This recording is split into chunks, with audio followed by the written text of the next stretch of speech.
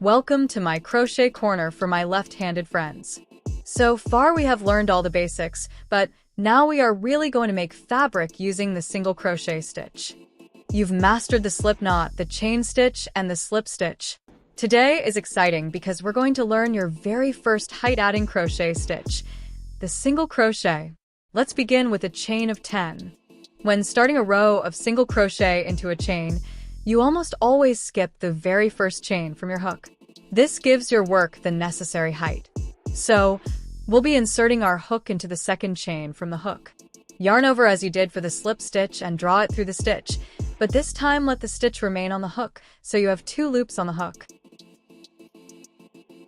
Now yarn over your hook again, and draw the yarn through both loops. That was a single crochet. Now let's try it again.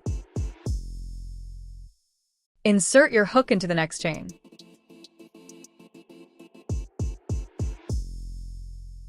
Yarn over and draw it through for 2 loops on your hook.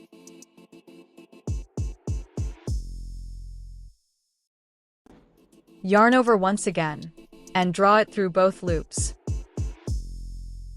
Your first few rows might look a bit wobbly. That's completely normal. Keep practicing and your tension will even out.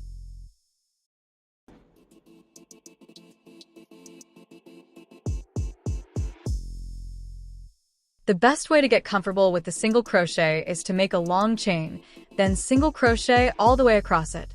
Once you reach the end, you can unravel it and do it again. Practice, practice, practice.